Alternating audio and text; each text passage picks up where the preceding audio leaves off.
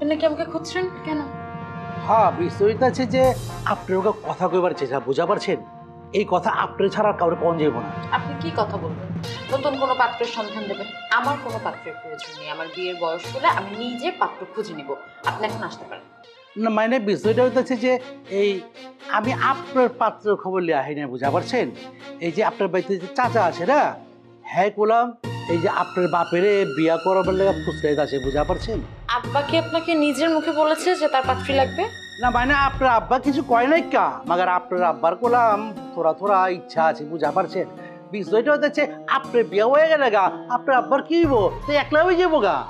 শোনেন, আমার আব্বার জন্য আপনার পাত্রী খুঁজতে হবে না। আমার আব্বার দেখভাল আমিই করতে পারবো, সে ব্যবস্থা আমিই নিব।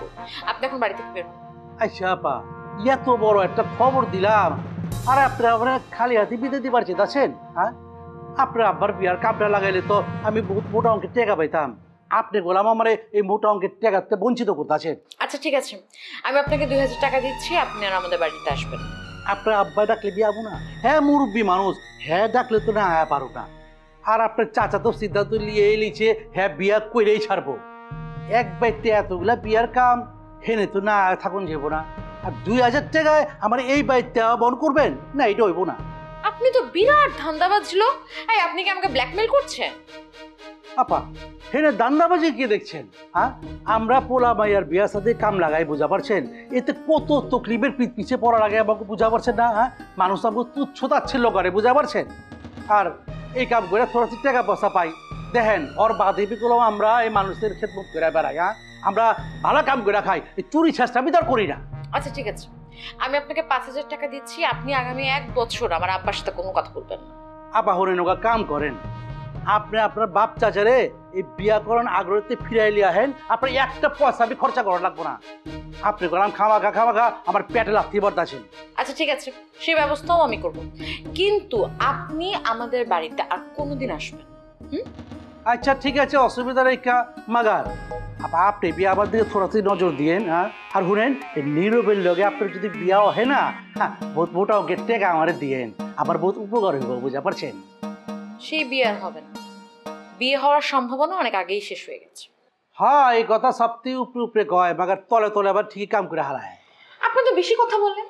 আমি টাকা নিয়ে আসছি, চুপচাপ বসে থাকেন, টাকা নিয়ে স্ট্রেট বাসা থেকে বেরিয়ে যাবেন। আচ্ছা ঠিক আছে আপা।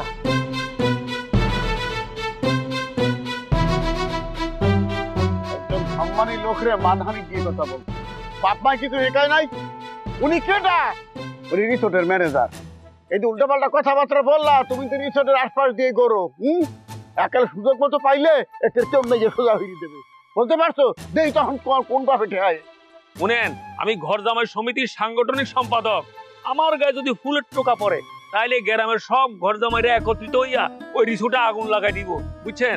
আপনি আমারে চিনেন? আমার সভাপতি হলো রমজান দুলাভাই। হ্যাঁ, উনি বর্তমানে রিসোর্টে অবস্থান করতেছে। তোমাকে বড় নেতা, কি নেতা হয়ে গেছে? একশের গিলু সারা নেতা আছে এখানে, কিছু আছে ঘটে আছে, এই ডুন্ডাটা আছে, কিছুই নাই। এর মানে কেটা? কেটা মানে এমনি ভাতা দিত মতো বিপদে বললে ঠিকই দে। এই যে আমনে আমারে বিরাট বিপদে ফেলেছিলেন না, আমারে ঠিকই কি উদ্ধার করছে। রমজান দুলাভাই আমারে উদ্ধার করছে, মনে আসেনি? মনে থাকবে না? কি বিন্দে আছে? রমজানের একটা বেঈমান, একলা আগা করা বেঈমান। মোর বাতি দি জামাই, মোর বাতি জামাইলে কি হইবে? ওরে মই দুইটো দেখতে পারি না। শুনেন, আপনি না দেখতে পাইলেও ওই রমজান দুলাভাইয়ের সম্মান একটু কমতো না। যাক, আপনার লোক আজারে ফেসাল পারি কোনো লাভ নাই। আপনি থাকেন, আমি আসছি।